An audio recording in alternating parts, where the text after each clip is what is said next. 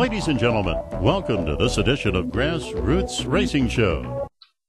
Hi, I'm Doug Thompson, and welcome to this edition of the Grassroots Racing Show.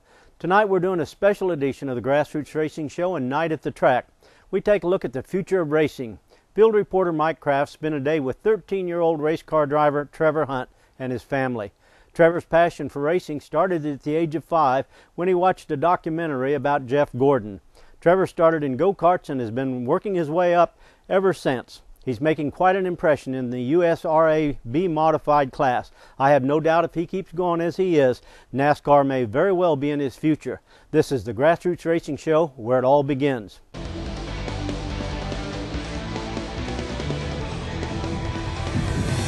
Field reporter Mike Kraft did this interview earlier in the season. As you listen to the interview, try to see if you know as much as this 13-year-old does about racing. You just might learn something. Stay tuned. In March of 2012, a young man from Kearney, Missouri at Humboldt Speedway for the USRA Ironman race showed the local racing establishment what the future of racing is going to look like for several years to come. Trevor Hunt, 13 years old, 3 years still away from getting his street driver's license, has qualified for the pole in this 1,000 to win. Being some 4 to 5 years younger than his nearest competitor, Trevor truly is one of the young men at the heart of the future of racing. How has this 13-year-old made the journey to this time and place in racing? Well, let's talk to Trevor and find out a little about Trevor the boy and also the speedy racer car driver that he is. We've got a chance to actually sit down with Trevor Hunt here, and we are going to ask Trevor 20 questions. Here's the first question. If you were not racing, what would you be doing? Ooh, that's a tough one. Most likely, I'm too small to be doing football. I'm probably too short to be playing basketball. And I really don't desire baseball, and all that leaves left is probably soccer. Yeah. I'd probably still be doing soccer. Yeah. If I said your race car was pushing, what would the car be doing? Basically what a push is when the car goes into the corner, and you have to turn the wheel left, and the tires slide across the racetrack, and they don't go left. Seems this is a dirt track, so the grip levels are a lot lower. And so to overcompensate for that push, you have to go into the corner and you have to slide the car. And when you slide the car, then the car cannot push. Who is the governor of Missouri?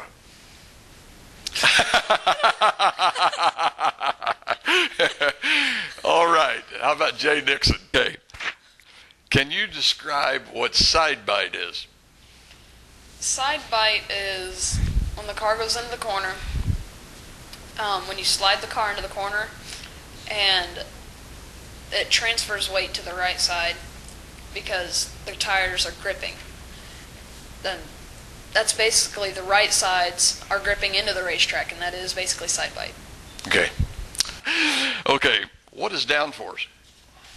Downforce is the, I guess you'd call it force on the car as it's going through the air. That's air going over the car. Downward force from the air going over the car. What is your favorite movie? I'd have to go with Talladega Nights. Oh, yeah, okay, that was great. Why does your team grind tires off before a race? When you go out for a race and the track is slicked off, when you put heat in the tires and you spin them coming off the corner, it puts an extreme heat spike on the tires. And what it does, it forms a glaze over the tires is what we call it, and it's just basically a shiny. And when you get that glaze over the tires, it takes away grip from them. So when you grind them, it takes that glaze off and it returns the grip to the tires. You more or less get a new surface of rubber. You're grinding off that glaze. Yes, you're grinding off the old surface. Yeah, kind of expensive to do. How often can you? How many times can you grind a tire? I'm throwing in an extra question. You could grind the tires as many times as you want, but sooner or later you're going to lose the edges on the tires because there's always sharp edges on the tire. And as you race the tire and you grind it, it wears that edge off. and when you lose that edge, it can't bite into the track as well, and it just slips across it. Now, I know you've been to California quite a few times. Yes. How far is it from California to Missouri? If I had to Either guess, you can either give me mileage or how long it takes to fly there. I'll give you a multiple choice. Typically, I think we've only had 1 or 2 direct flights, and I believe they were 3.5 hours, somewhere in there. That sounds about like what I've went through too. Okay, how many lug nuts on a wheel on your race car? There are 5. Boy, I mean, whew, we got that one. Who really runs the Hunt racing team, Mom or Dad? Dad does most of it. When we go to the racetrack, Mom she's always getting our video and our timing for the racetrack to see if the track's slowing down, speeding up, and to see if our competitors are as quick or faster than us. And the videotaping is so we can come back and watch it at home and find out my mistakes and learn from them, and also see what I did correct and learn from that as well. Okay. How many barrels in your carburetor on your race car? There are 4 barrels. 4 barrels. So which motor are you guys running if you're running the 4-barrel? It's a 350 Chevy small block. You're not running crate motors? No, we're not. We're not. Okay. What has been your favorite win in racing so far? Oh, man. 2008, I take that back, 2007. I was 8 years old, and we went out for a big national go-kart race. It's called the Junior Kahuna. It was a 50-lap race with 2 25-lap segments and a fuel break in the middle. Mm-hmm. And you could also give your driver something to drink, water, Gatorade. And that was all. Yeah. And we went out there, and I actually had a broken wrist at the time. I had broken my left wrist 2 weeks before, and I had a red cast on. And we called up the track, said, will you let us race with a cast on? And they said, you know what, as long as I could get a firm grip on the steering wheel, Mm-hmm. that they would let us race. Well, I had a problem because in the go-karts, you had to grip the steering wheel like this. You had to turn your wrist. Well, I had that cast on my arm, so I couldn't turn my wrist. So to solve that problem, Dad took a screwdriver, pulled the shaft out of it, drilled a hole through my steering wheel, and put a bolt through the end of it, attached it to the steering wheel so I could hold onto the steering wheel like this by the screwdriver and turn. Yeah. So, and went out, and we got halfway down there on the trip, and I was a little discouraged. I was like, I don't think I may not be able to do this. It's 50 laps. It's going to be a long race. And we said, all right, if you qualify well, we'll run it. If you qualify towards the back, we'll just stay off of it and run it next year. Well, I qualified on the pole. And I said, well, you know what? Let's go ahead and run it fast. And I went out there, and I led the first 25-lap segment. They had a rule if you lap a car, that car had to go off, and they started the race with, I believe, 25 racers. And at the halfway point, there were 11 left. And after the halfway point, we started back up, and I led all the way from there as well and won the race. So that was, I'd have to say that would be my favorite one. Yeah. What is stagger? Stagger is the difference in the size of the rear and front tires. You have your left front and your right front, and typically the right front tire will be bigger than the left front, and you measure the circumference of both tires, and the stagger is the difference in circumference between the 2 tires. And you measure stagger in the front and the rear. I was going to say, most of them do a lot of work with stagger on the rear tires, right? So that, yes, as they say, it's kind of like a Coke bottle rolling around the... Yeah, and what stagger does, it is there to help the car steer through the corner. Because say you didn't have any stagger, you had even stagger. then that would cause a tight or a push feeling in the car. So you put stagger in the rear, and that takes in, just like you said, the Coke bottle, it'll turn the car through the corner, and that'll take away some of that pushing feel. Okay. How many quarts in a gallon? 4. Woo. Wow. Didn't know we were He was quick on that one. If a car was too tight, what would the car be doing then? If the car was too tight, that would mean that it's not pushing quite yet. The front tires are not sliding, but the steering wheel is heavy. We'll say the steering wheel is hard to turn. We usually have a scale that we measure that on, 1 through 10. 1 being the least and 10 being the most. So if I come in and it's really bad tight, I would say it's a 9, an 8 or a 9, maybe a 10 even. And Dad and I kind of have that scale figured out, and he makes adjustments accordingly. Yeah. Okay. What's the square root of 9? 3, I think. I think it's 3. Yeah, I think so. Well, Trevor, all I can say is it's been fun. 20 questions. I've enjoyed it. I hope you have. And I hope for everybody that this kind of gives you a little bit of Trevor the young man and Trevor the racer. So thanks a lot, Trevor. Appreciate it, man. Thank you. All right. We've talked to Trevor. We're going to talk to a neighbor now. We're going to talk to Chad Feather. Chad, what is Trevor Hunt the kid like as you know him?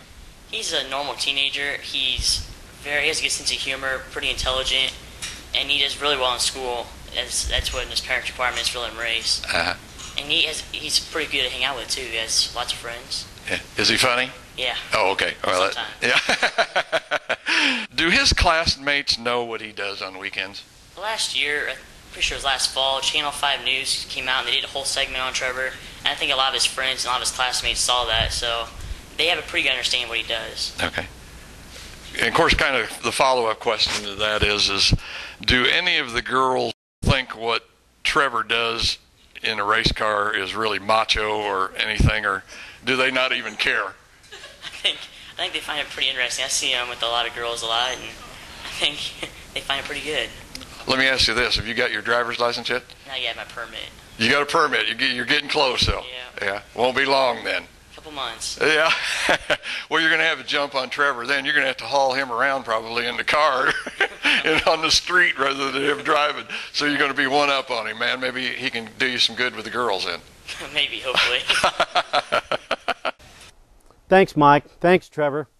It sounds like the next time we need an answer for one of our fan questions about racing, we might just need to get a hold of Trevor. He may not know the name of the governor of his home state, but he definitely knows about racing. Trevor's been doing great this year. So far in 2012, he's had 49 starts, 11 wins, 33 top 5s, and 38 top 10s. That's quite an accomplishment for a rookie, let alone a 13-year-old, doesn't even have a driver's license yet. Next up, we'll visit with Trevor's parents, Russell and Carrie Hunt, to find out how this young man got involved in racing in the first place. We'll be right back after these important messages. Stay tuned.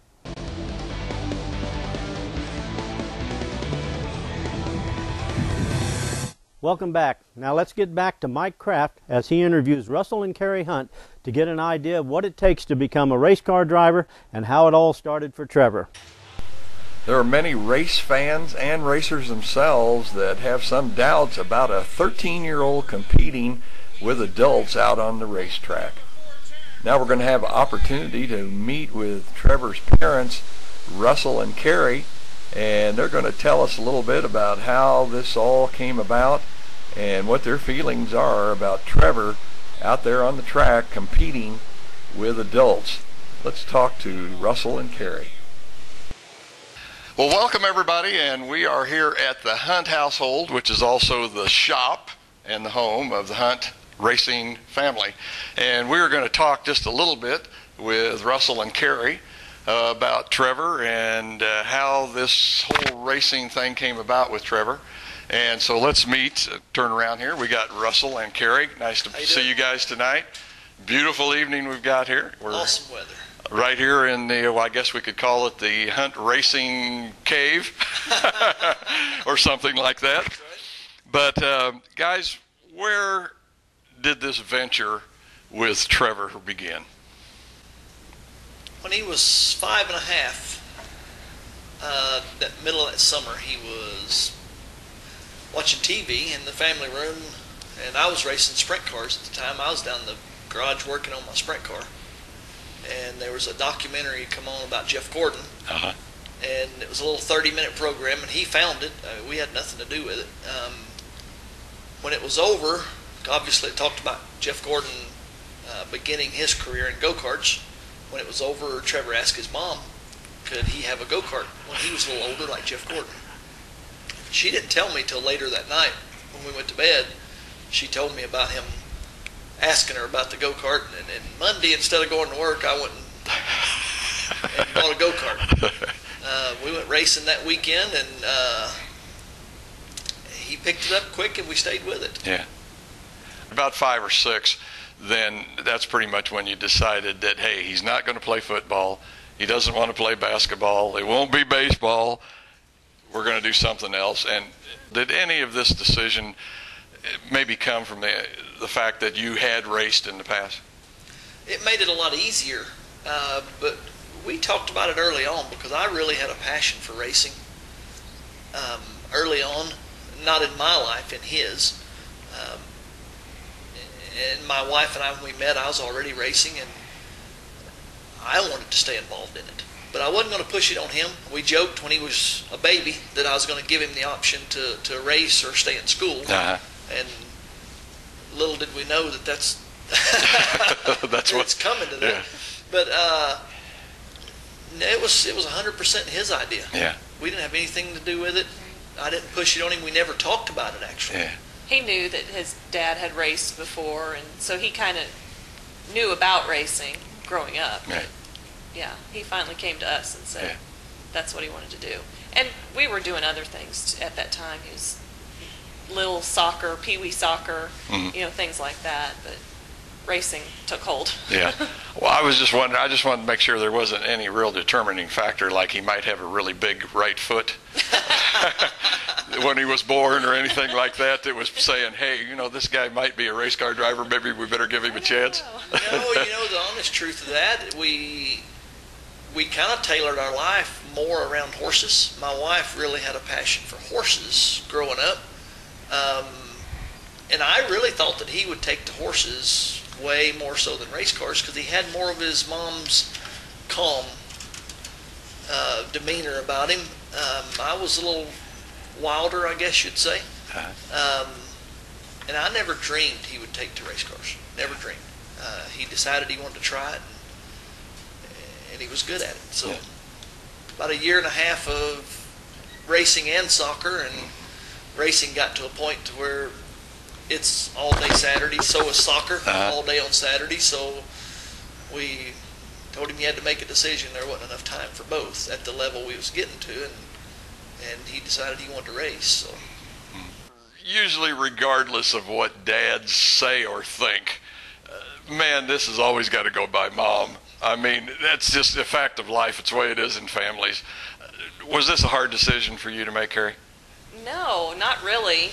I mean, it's a dangerous sport, and everybody knows that, but he has so much safety equipment on him that I feel better about it, knowing that he's as protected as we could make him. All right. So I wish you two could have seen your faces down at Humboldt the night that he won the big race down there on Saturday night. I mean, if there's anything any brighter than sunshine, it's got to be a parent's face when a child does really well. And boy, I mean, I've won a lot of races in my time when I was racing, a lot of big races.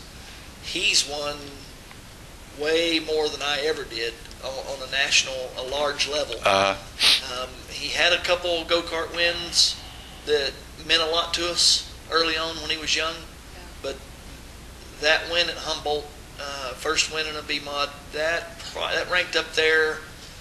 It would be hard for me to sit there and say that wasn't the most proud that I've ever been of him as a young man. Right. I mean, he really done a great job that night and matured a lot. Right. Russell, I guess this is kind of a question for you. Trevor started in go-karts, winged micros. Tell me if this is wrong. Now, this is kind of the way I understand it. Then you guys are actually racing on the West Coast, and he's running in a midget series, and you guys are going back and forth on the weekends, which I can't imagine what the family life or whatever had to go through, because you've got a business yourself. But can you kind of take us through the process of how you started with that, and kind of how you felt maybe where those progressions need to take place as far as Trevor's career was? The West Coast thing was honestly, I guess you'd say it was meant to be. I rarely take a day off. I guess you'd call me a workaholic. But occasionally I'll take a Sunday afternoon off and just kind of recuperate, if you want to put it that way. And we lived out in the country at that time and had no high-speed internet, and I just really hated getting on the internet there. But I was bored, and I knew if I went outside, I'd get started on a project and have to work the rest of the day. So I got on the internet on my laptop, and I'm scrolling through a Microsprint website, because that's what we was doing at the time. And you had to go through a lot of advertisements to get to the stuff you wanted to read at the bottom, and I'm flipping down through it, and I hit the cursor, the little pad, too hard, and the cursor was on an advertisement for the company out on the West Coast that we'd wound up driving for. And when it came up, it even made me mad because I didn't want to be there. So, yeah. For whatever reason, it caught my attention, and I read through it, and an hour later we were filling out an online application to get Trevor into this program. And they had 900 and some few applicants, and long story short, they chose, in the end, I think they chose 11 of those to drive for them, and he was one of them. Trevor didn't even know that we'd done that. Yeah, we asked him after we had done the online application. Yeah. Because we didn't think that it would amount to anything. You know, did he want to do it? Yeah. And sure enough, it was a week later, and then that day was the deadline to fill out, to apply for it. Since we're talking about this, excuse me for interrupting, can we mention who this was? I mean, we're talking about this, and I don't know who it was. Winter Circle. Okay. Call them a talent scout. Call them, it's, you pay them to go drive their cars. They have really good equipment, a lot of training, a lot of classroom training. You work more with professional type engineers. Yes, it's more on the line of a professional race team. School? Would you call it a school? Or? Yes, yes. There's a lot of classroom involved. There's a lot of training on track. All of the test days and practice days they have radios and communicate back and forth, and they do a lot of teaching. So yes, you can call it a school. Right. It provided Trevor the opportunity to work with somebody other than Dad. It taught him how to talk to a crew about his car and what it was doing and what it needed, and gave him that experience, because up to that point, Dad was crew chief. Yeah. And it did change us, because when we got the call that they wanted us to be in the program, it was a week later we were flying out to do the on-track testing. I think they kept 40-something kids to do that.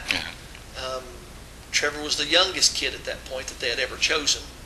12 was the youngest you could be, and run the Focus Midgets. And he was 11 at the time, but he would be 12 in time for race season. So he made it in, and we wound up winning a couple pavement championships in the USAC Midget. I don't remember, 8 or 9 races, I think.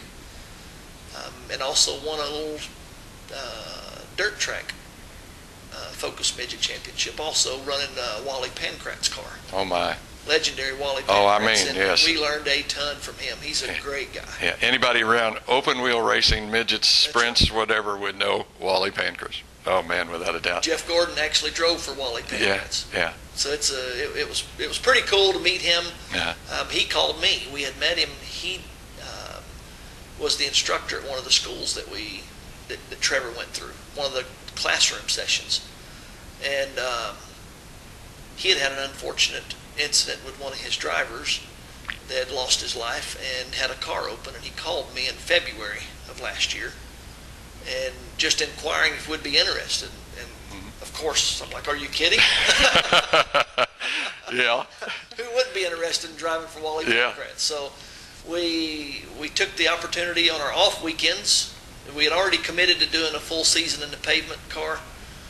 So all of the USAC dirt focus races that didn't conflict with the pavement, we flew back out again and raced with Wally. So we got to go out, I think, 36 times total. Oh my! I guess, Carrie, you learned how to pack real good. Yes. And quick.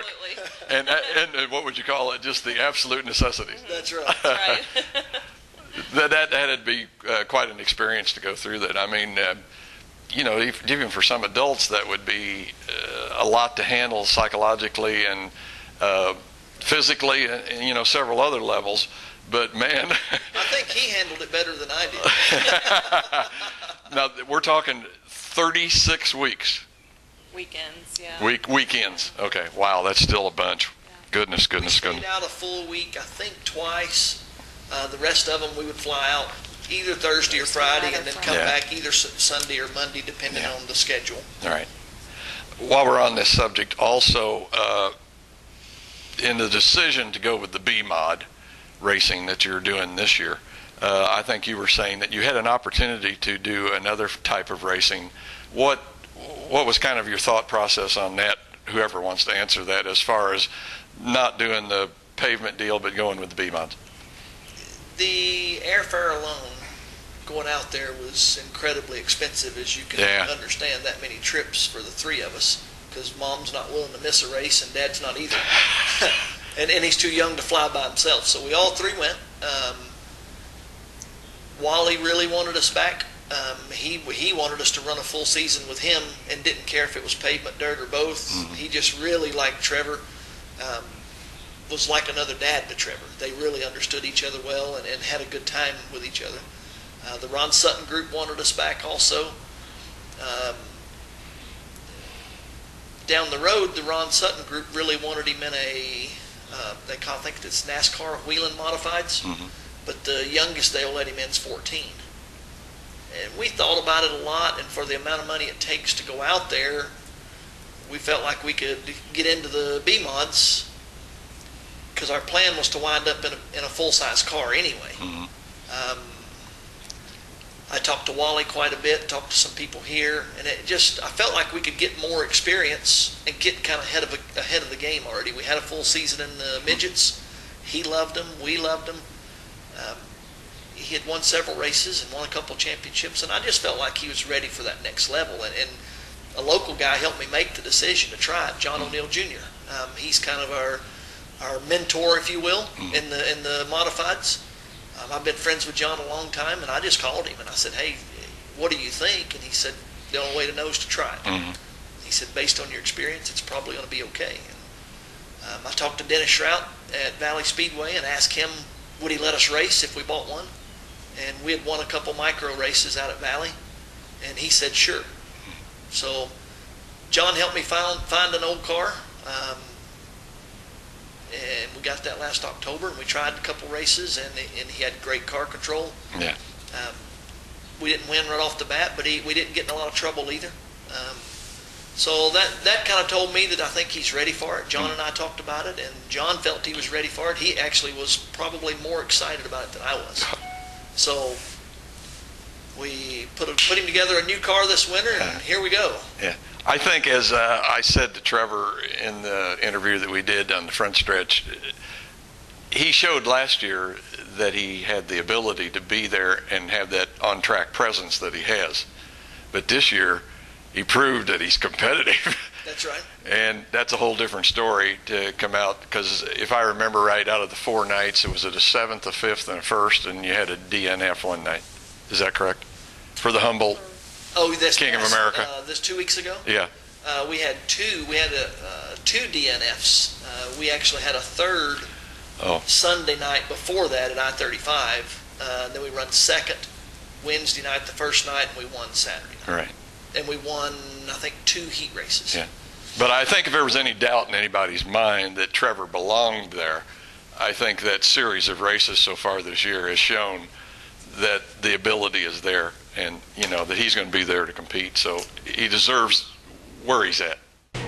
Now let's get back to Mike Kraft with Russell and Carrie Hunt as Russell continues to explain how they decided to get Trevor into a B mod and how the veteran drivers encouraged Trevor. The ability is there, and that he's going to be there to compete. So he deserves where he's at. That probably is the most exciting thing for me with the whole thing that's happening this year, is the support from the veteran drivers. Mm-hmm. He's really had a lot of support from the guys that's been doing it a long time. The A-Mod guys, Scotty Martin, we run second to him this past weekend, Saturday night at Valley, and he come up in tech and shook his hand and said, "Great race." And the Jeremy Chambers, another one down in Humboldt, we raced with him all 4 days, and he's been really great at helping Trevor along and helping him understand the do's and don'ts and different things that he can do to help himself. And so that part's been really good. Okay. There are people out there that are going to criticize you guys for taking a 13-year-old and putting him on the track with adults and being in that competitive atmosphere that anybody that's been around a racetrack knows goes along with racing and adults. Okay? And I think, Carrie, I asked you this question at Valley, or we talked about it, and I'd kind of like for you to answer that if you could, about how you feel about those people that might criticize you for Trevor racing with adults. We're the first ones who are going to pull him off the track if we don't think he's ready. Obviously, we wouldn't have him out there if we didn't think he had the ability or wasn't at that stage where he was ready. I don't know what to say to those people. He's ready. Yeah, I was going to say, it's his time, isn't it? Just come watch. Come watch Same him. thing Yeah. I tell, the first conversation was Dennis Shrout and then Ron Whitworth at Humboldt. As I approached the track owners to ask permission, because a lot of the kids out there, they get fake birth certificates and the parents lie, and all you're doing is teaching your kid to lie. I talked with the fine folks at Lamont today, actually, because we were going to try to run Lamont some, and they've got a strict rule that 14 is their youngest, and I said thank you, and we will come when we're 14. That's not the way we're going to do it. We're going to do it the right way, and if they have the rules that don't let us race, then we'll, we're fortunate enough to have a few tracks that encourage us, and we'll go race. Right. Okay. What about the safety and injury aspect of racing? I know the answer to this before I ask it. Do you feel comfortable with Trevor on the track running at the speeds that these cars go? And I'm not so sure the Focus midgets probably on asphalt weren't faster. They were faster. Yeah, And the rollover possibility with those is much greater than a B mod. But the micro sprints at Green Valley, last year Trevor won a micro sprint race the middle of last summer at Green Valley, and in those cars we're allowed to have instrumentation in them. And the equipment that I had in the car was GPS operated, so we had an accurate speed.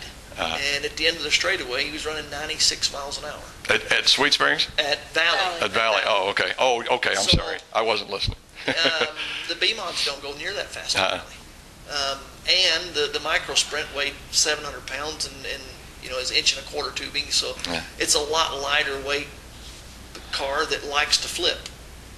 The modifieds are heavier. There's a lot more metal around you protecting you, and they do get upside down, but it's not common.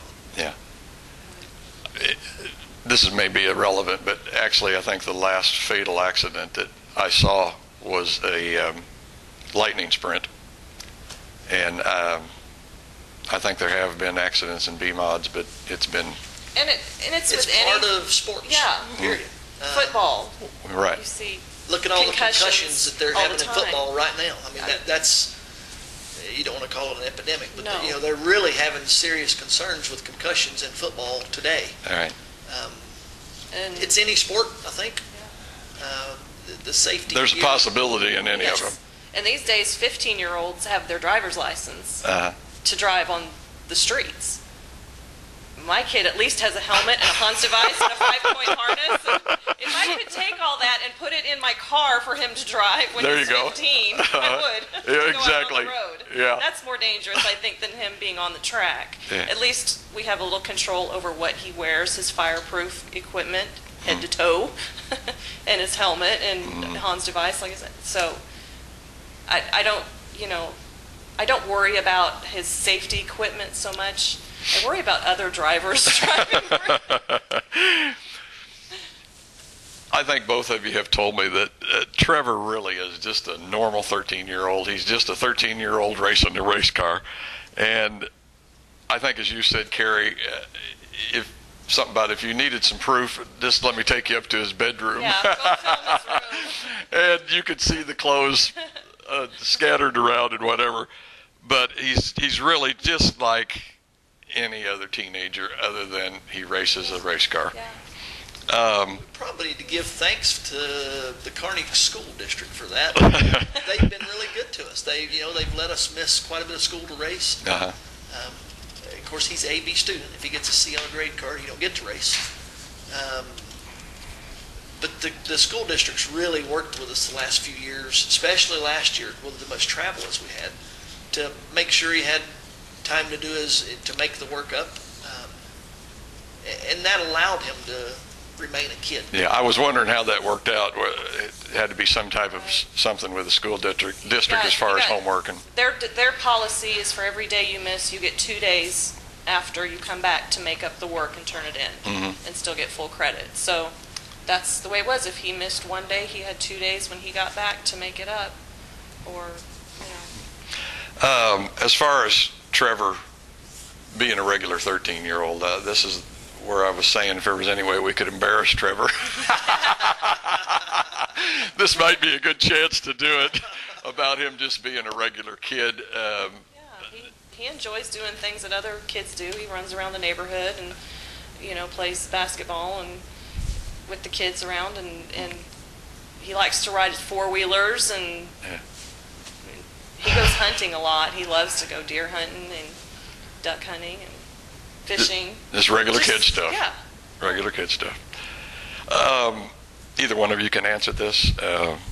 Where do you see his career going, and what are you kind of looking for? I mean, to me, of course, it would be, hey, NASCAR, yeah, I know where we're going. But, for the last 2 or 3 years, he's really focused on trying to get to NASCAR. He does understand that it's a long road and a very difficult road. But he's well-grounded. At this point, what are we looking for? Enjoy racing. Yeah. That's just all we're enjoy looking going for. to the racetrack on the weekends as a family. Trevor's the only child. It's just the 3 of us, and this is what we do. We do it together. We do it all week, and all weekend. I guess you'd say it's our life. Yeah. Racing is really a pretty simple process. You're laughing. You need good to great equipment. You need people who know how to make that equipment hook up to a racetrack. You need a driver that can save that car so that it'll make it to the end of the race. But you still have to use enough equipment to win the race. And then, last but not least, you've got to have luck. Now, luck is when preparedness meets opportunity, is what has been explained to me. And right now, you guys got it all working. The preparedness part, there's no one we race against that works any harder before they leave home. Mm-hmm. We spend a lot of time on our race car at home. A lot of time. Trevor spends a lot of time on the race car at home. There's a board over behind you, and the stuff in red is his list. The stuff in green is my list, and And you can look at that in a while. His list is a lot longer than mine. Yeah. You've always said that most races are won at home. One in the shop. Races are won at home before you ever leave. Before you ever leave. I've always believed that, and that's the way we work. We, you know, just like we talked about his grades, we can't race if he gets a C on a grade card. I won't load a dirty race car in the trailer. Yeah. I don't believe in it. So, you know, we have to have our maintenance done. We have to have the car ready to go to the racetrack. I don't like to get there and unload it and have to work on it before I can race it. Yeah. So that's a big part of it, is we're prepared the majority of the time, and we've been very fortunate to become associated with a lot of people that know what they're doing. Yeah. That's helping us. Yeah. Thanks a lot, guys. I really appreciate you sitting down with us and talking about what your feelings and your thoughts are. Well, folks, I hope that this will help clear up any thoughts or questions that you might have about a family and a 13-year-old being in racing and racing with adults and being out there and being competitive.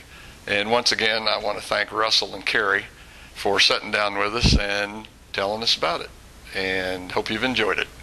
So nice race for Trevor Hunt out of Liberty, Missouri in the number 99 car, the 99H. He led that one wire to wire, and he takes home the big money in the USRA River's Edge Scrap Management B-Mod A feature. Well, Trevor, we were down in the pit area there a little bit earlier, man, and you were talking about, man, the car's just not right. I don't like it. Something's got to change. And then you come out here and you win this A feature. Oh my gosh, they farmed the track right before we came out here, so that got me a little worried. We thought we had a great setup, and man, they had this front stretch beautiful. I mean, there was tons of grip on it. We were able to get a nice drive on the start. We got around the 12 car, and away we went. Man, a terrific run for you, like you say. Man, there wasn't anybody within 5 or 6 car lengths of you. I mean, a very impressive victory. It's a great feeling. This is my first victory in B-Mod. We got FVP along with us. That's a brand of filters, radiators. They sell just about everything. You'll have to check out their website, fvpparts.com. It's a great company.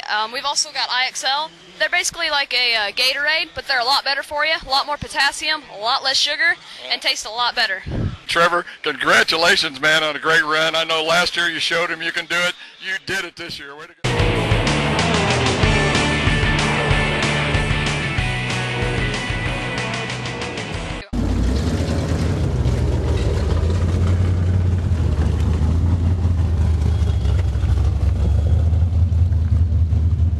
After unloading the trailer and getting all the equipment out that they're going to need for the evening of racing, the Hunt family race team heads up to the track, and Russell and Trevor look the track over, and Dad starts telling Russell about some of the things that he might watch for when he's out on the track for the first time.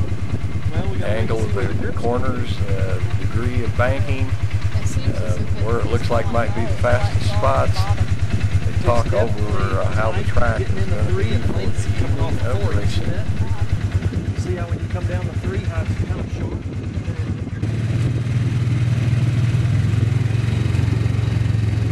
Well, Mom, what do you think about all this? Now, I've heard Dad's explanation. This is part I have no input on. Well, Russell, I know you're fueling up the race car, but let's talk a little bit about the tow vehicle. I know this stuff here is what, about $6 a gallon now, something like that? For the race fuel, it's $8 a gallon. 8. Gosh, it only goes up. 7 to 8 gallons a night. 7 to 8 gallons a night. Yeah. Of course, depending on the size of the racetrack. Yeah. 10 gallons is a high end. Yeah.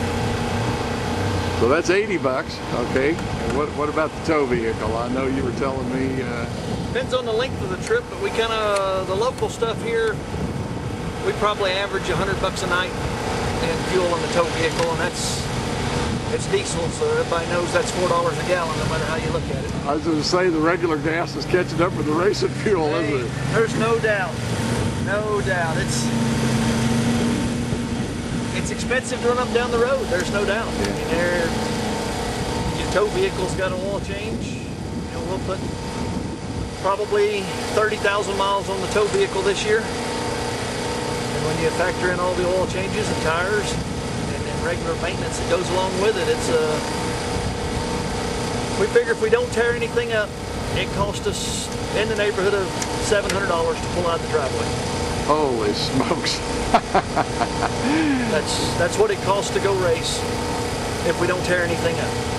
Wow, that's unbelievable. And when you factor, if you treat it like a business and factor in the maintenance of the car, the depreciation on everything, that's your real cost is in the $700, $750 range. And without repairs or crashing. And what's this race going to pay to win tonight? $500. Well, you're 200 in the hole. On a best case scenario. You look around the pits. There's not many guys here doing it, and their livelihood depending on it. Tonight there's a few more because of USMTS guys. Yeah. Their racing pays a little better, and hopefully we can get there one day to where it pays good enough. Yeah, boy, I tell you, I just think the average person doesn't realize,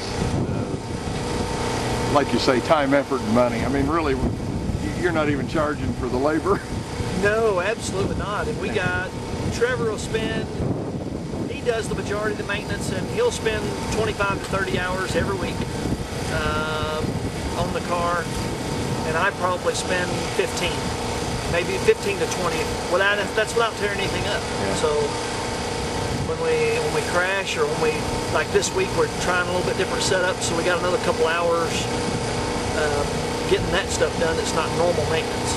You know, if you figured that at regular shop charge, that'd be close to another 700 there. That's right. That's right. And we really don't want to look at it that way. It's fun. Yeah. It's expensive, but you know, it's also expensive to be on the upper end and the traveling, like baseball. Those kids now play baseball year round, and when they're on those traveling teams, they're spending an incredible amount of money also just to play baseball. So they don't have a $20,000 or $30,000 race car sitting there either. So I was going to say, they're not getting anything back. That's right. There's nothing sitting in the driveway. They got a few balls and bats. We're fortunate. We got some good supporters that help us out a lot. And Trevor tends to run closer to the front, which gets some of our money back. We figure if we can cover our fuel expense and the car and the truck and our pit pass, the cash we actually take out of our pocket each night, if we can get that back, we're happy. I was going to say, if you just figured up, like you were talking about earlier, if you just figured up the fuel and the pit passes tonight, that's $190. That's right. So, well, it's closer to $300 on cash you pull out of your pocket that night. With the tow rig fuel and the race car fuel, you're going to eat out. That's your only choice. We leave home at 3 o'clock. We get back home at midnight or 1 or 2, whenever it is. So. Track food's not expensive, or not inexpensive, but neither if you wait and stop on the way home, you're still eating out. Yeah. That costs money too. Well, all I can say is, let's have some fun tonight. We won't worry about the expenses or anything else. We're just going to go race, have a little fun. We're here now and the money's spent, so it's all about fun.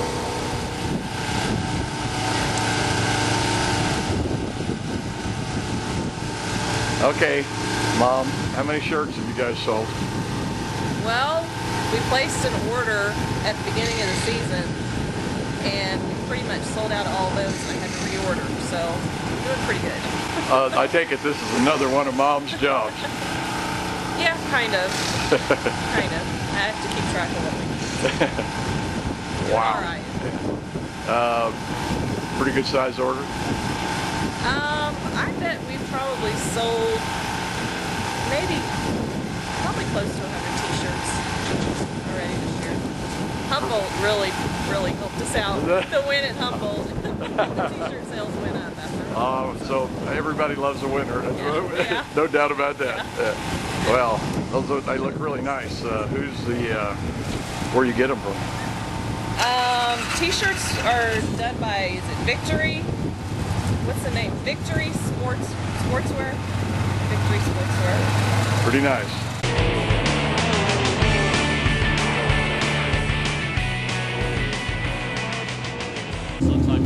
Eric Turner, local late model driver, stops by to have a word with Trevor as they look at the suspension on the back of Trevor's car. And of course Russell shows up about that time, and they decide to have a little discussion about how Trevor's racing career is going and what they're doing with the car. Once again, late model driver Eric Turner drops by to talk with Trevor Hunt. Same scenario, just a little bit faster basically. But it's fun, it's a great place. I love it. This is one of my favorite tracks. Oh yeah, you can carry a lot of speed around here, but it's just, as time goes on, it just gets slower, you know, but you still going fast. That's what's fun about it.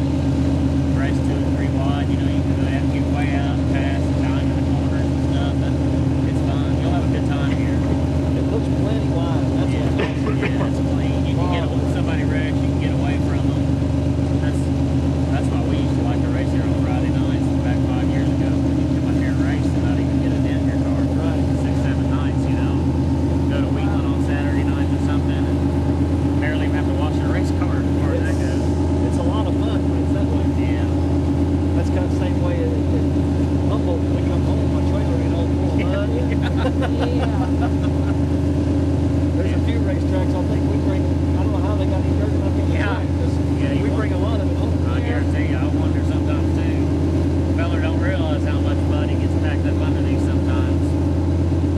He'll go to scraping mud off. And he's done a nice job on all that stuff on there. It really looks really nice in there, clean. We assemble it all, but I like the car. Yeah. The way he's got it all designed. Your brackets and stuff, everything's where everything clears, the Heinz all work good. Yeah. We got the good Integra shocks on there, not the cheap Integra shocks. Well, everything on it. What I've done is told him to go to the car is built for this kid. Yeah, but it's right. I mean, I just walked by and I seen them shocks. They're like what we run on our A-Mod right there. Well, in fact, they're the same exact shop. Yeah. Yeah. You see, they got the big can for the gas and all that. Looks good. They're tearing it up.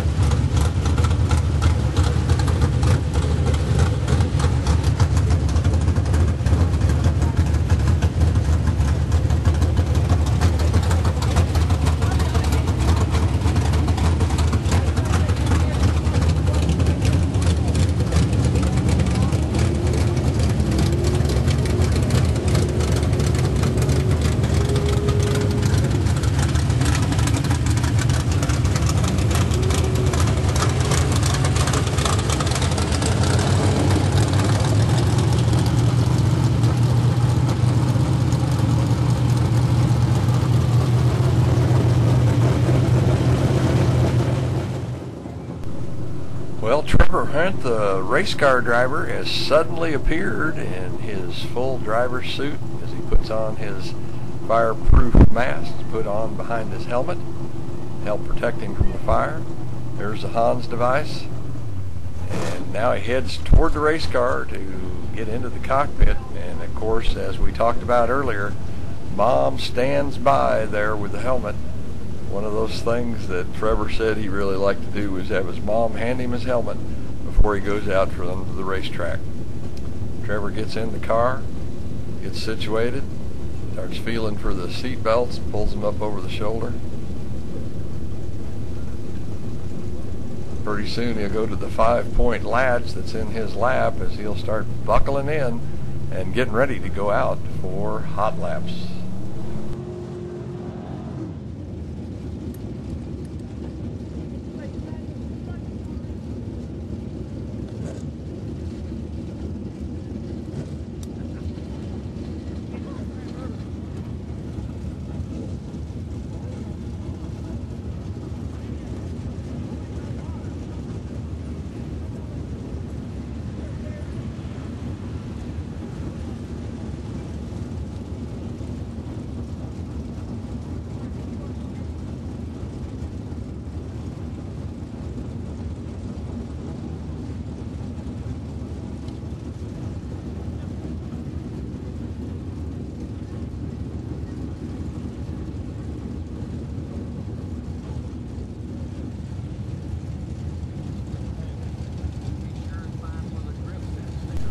Now is when that race face really starts to appear on most race car drivers as they're ready to head out there for the hot laps.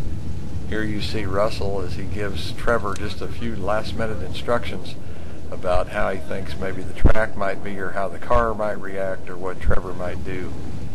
Grabs the racing gloves, gets them ready. Trevor just about ready to go out and do battle on the racetrack.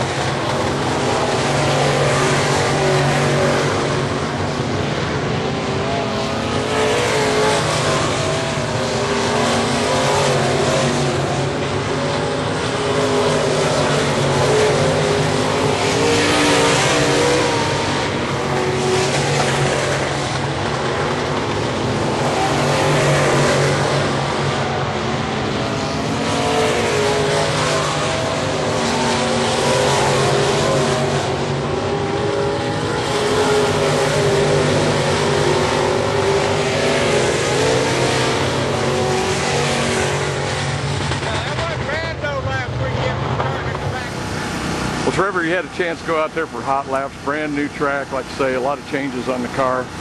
What's your first impression here of the track and the car so far tonight? The track is huge compared to anything else that I've been on. I mean, you could literally eat a foot-long hot dog going through the corners. I mean, it's that big.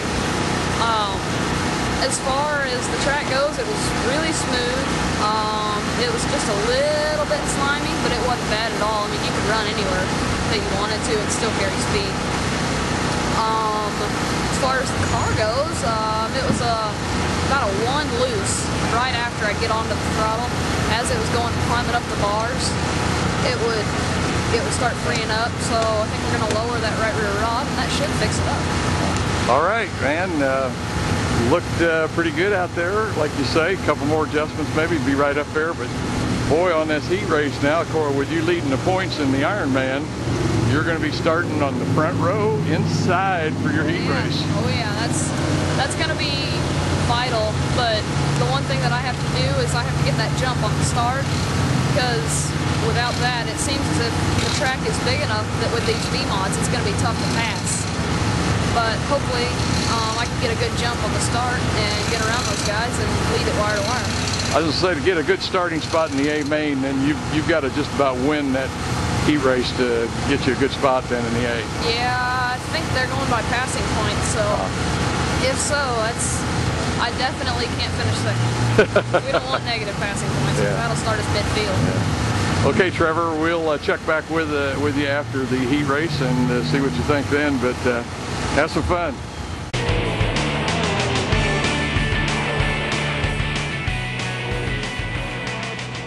All right, thank you.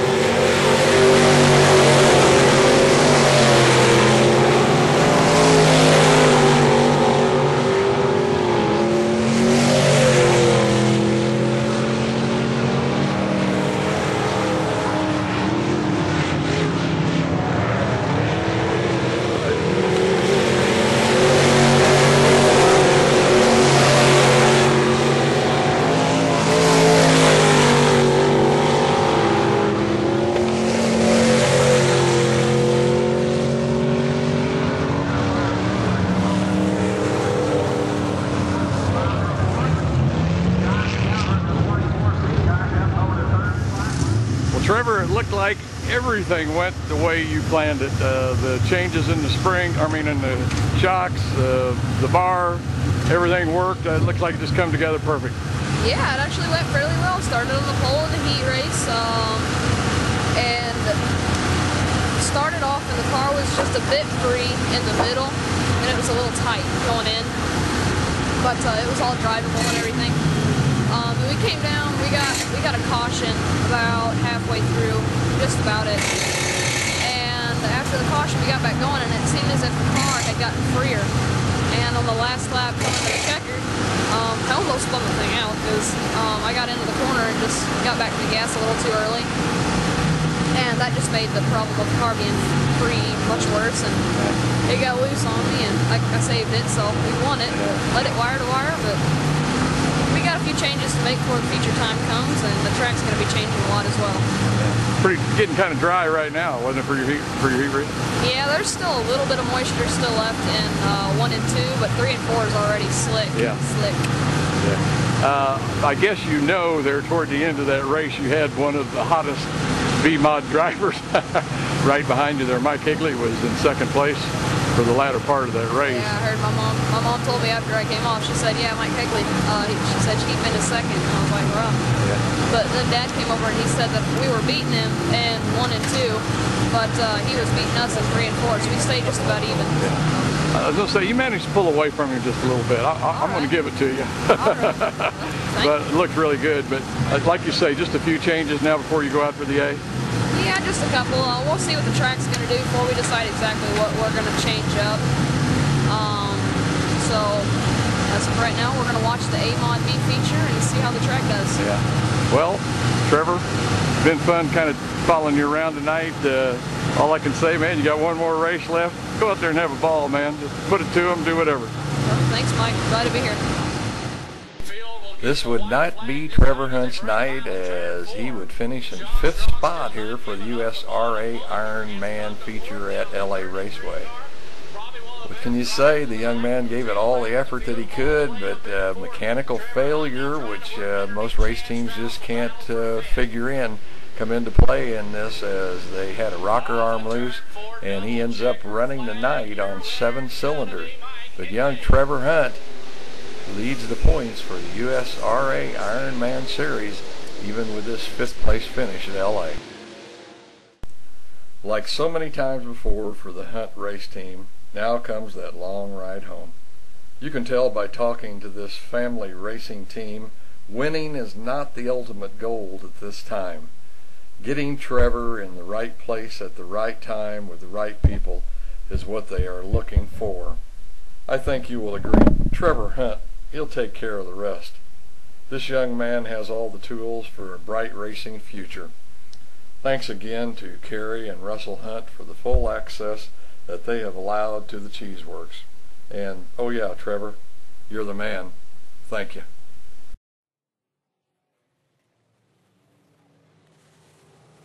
Thanks for watching Grassroots Racing Show and Night at the Track. Next week we'll head out to the track for racing action. Have a good week. Thanks for watching. As he gets up beside Gunnar Martin there in the 75.